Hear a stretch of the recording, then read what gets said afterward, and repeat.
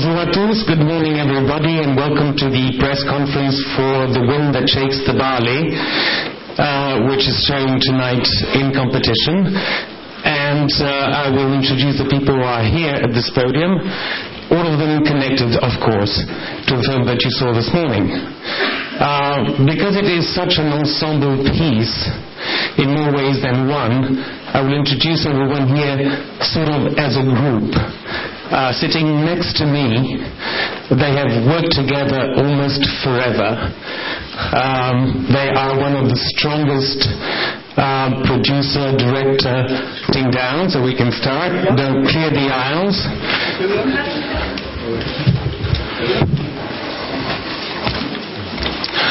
Bonjour à tous, good morning everybody, and welcome to the press conference for The Wind That Shakes the Barley, which is showing tonight in competition. And I will introduce the people who are here at this podium, all of them connected, of course, to the film that you saw this morning. Because it is such an ensemble piece, in more ways than one, I will introduce everyone here sort of as a group. Sitting next to me, they have worked together almost forever. They are one of the strongest producer, director, writer team. Mr. Paul Laverty, the scriptwriter, Ms. Rebecca O'Brien, the producer, and Mr. Ken Loach, the director.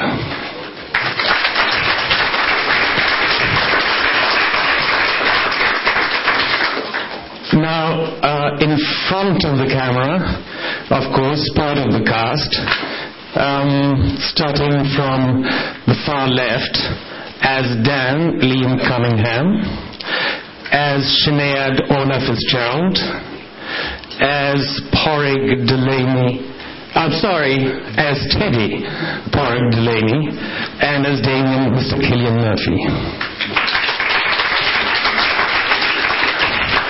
And I will probably start with the cast. Before I start that, to those of you who are Ken habitués, welcome back. You know where everything is. Make yourself at home. To those of you who come here for the first time, welcome, and our deepest sympathy and empathy. So, there's something that Paul Laverty says in the production notes, according to which what struck him most possibly in Ireland was a sense of memory that is strongly acute. I take it that in Cork, where the film's set and where I'm from, it runs very, very deep.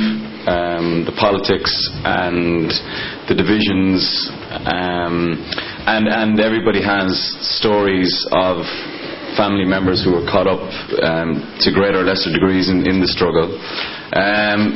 Some of it is direct family involvement, but as Killian was saying, there's a lot of the time you can bring up these kind of issues with people that you are trying to ask are various family members involved, and because, as Killian was saying, these wounds, to a large extent, quite a few of them are still open, to the extent that the period of the movie is around the 20s, which kind of happened in World Independence, happened on the back of the Easter Rising.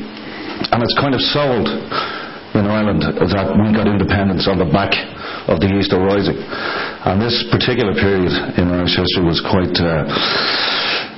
it's not seen as pretty, because, as in the movie, it's brother against brother, and it's political ideals against political expediency.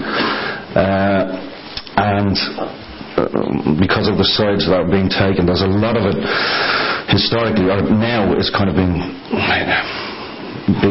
airbrushed, shall we say. And I think this is a wonderful opportunity to see what the genuine happenings were at that time. Orla? Yeah, definitely. Growing up, I would have been very much aware of that particular history and the sides that people had taken, and it was very much talked about and discussed, and it's still those wounds are still very fresh to people. So yeah. Barry? Yeah, well, I come from a farming background in County Wexford in Ireland, and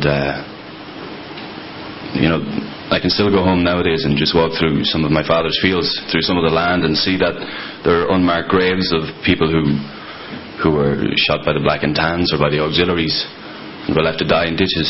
And you see the ruins of houses, the ruins of old farmhouses where people had to evacuate because they were basically run off their land through fear or intimidation. So, and I'm sure that goes for many parts of Ireland. You can walk through any town, any city. You see the echoes of the previous rebellions of the past from 1798. There are always armies of occupation somewhere in the world being resisted by the people they're occupying. I don't need to tell anyone here where the British now unfortunately and illegally have an army of occupation, and the damage and the casualties and the brutality that is emerging from that. But this particular story, as you will know, coming from the BBC, is one that we don't talk about too much in Britain.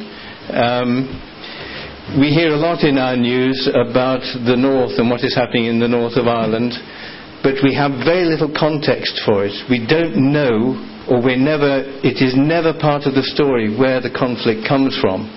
It's as though the Irish can't stop fighting themselves, is how it's presented.